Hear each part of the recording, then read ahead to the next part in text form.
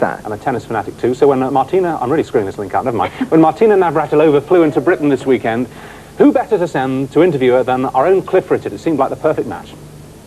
Hi, well, right behind me is BBC's broadcasting house. Now, I normally enter those doors to be interviewed, but today the trainer is on the other foot because Richard and Judy of this morning have asked me if I would in fact do an interview with someone I've been a great fan of for many, many years. None other than Martina Navratilova, and I cannot wait.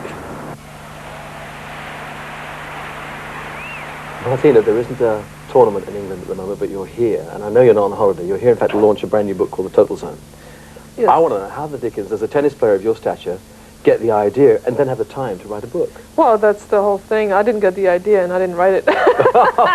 So that makes it really easy. The idea came from the writer, Liz Nichols, and I think originally she actually was pitching Chris to do it, and for some reason Chris didn't want to do it. Chris Evert, that is. Yeah. And when it was pitched to me, I thought it sounded like fun to do something while I was still playing.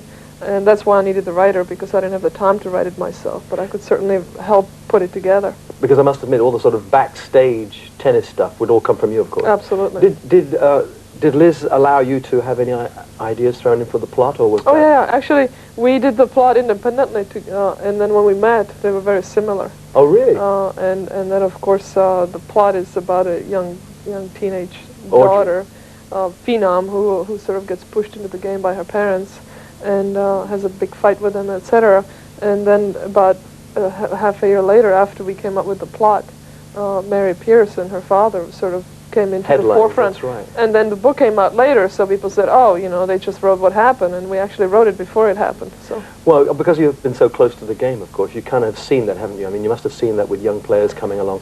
But I want to know, I mean, it's not autobiographical at all, is it? I mean, I just wonder if M for Mariska stands for M for Martina. No, it's too obvious. I mean, there's a little bit of me in a couple of characters, and that's one of them, but... because she's described as brutal, but honest. She's pretty ruthless. Yes, but you do get the impression by, I mean, I've met you a number of times, and I know that you're not a ruthless person, but on the court, people like yourself and Lendl, and some of the top players that I've seen, it does appear that way, that really there's nothing else except that.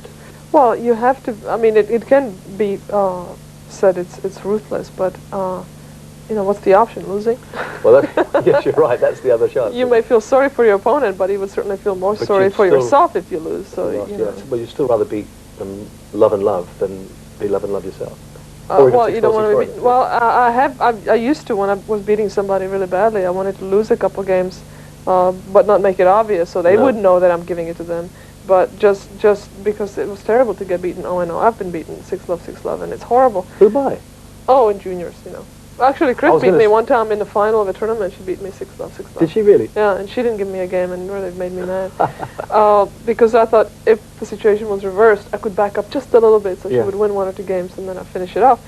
But then it happened. Now I'm just winning matches any which way I can. I don't care what the score is. You know, I'm winning in 3 sets most of the time because the kids were too good these days. Well, they are pretty darn good, aren't they? You know, as a fan of tennis, I do play, and I know the pleasure I get from winning a point. And I play people that usually beat me. I mean, I hardly ever win tennis. I just play for fun. So I'm dying to know, what was it like, Martina, if you can remember back that far, because it was a long time ago when you first won Wimbledon. I mean, was it what you expected, or was there a letdown? The moment I won it was everything I expected and more.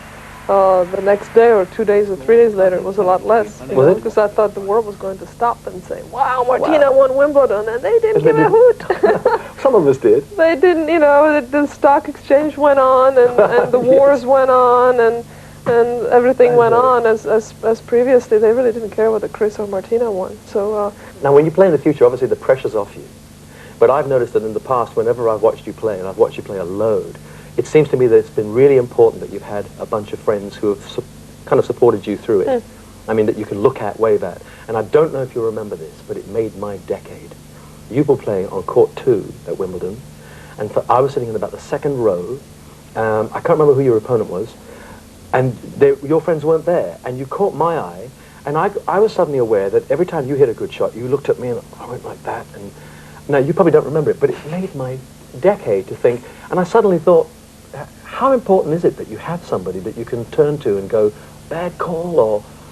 I think it's important just to have that one contact there. because even playing exhibitions, I still like to look at somebody for some, not rapport necessarily, I guess rapport, not support, but rapport, so that I can communicate with them just with my eyes. You know, this is terrible, or that was fun, or, you know, isn't this a horrible place, or whatever.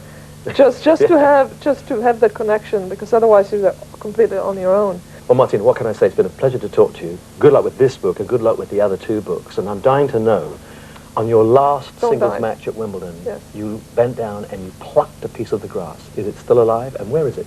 Well, it's a little brown. It's in my jewelry case. Is it? You're going to keep that forever? Of course. You should. I think you should. Good luck. Thank you. All right, really he well, did that really well. Forget the singing, Cliff. Be an interviewer. New career. Yeah. Absolutely.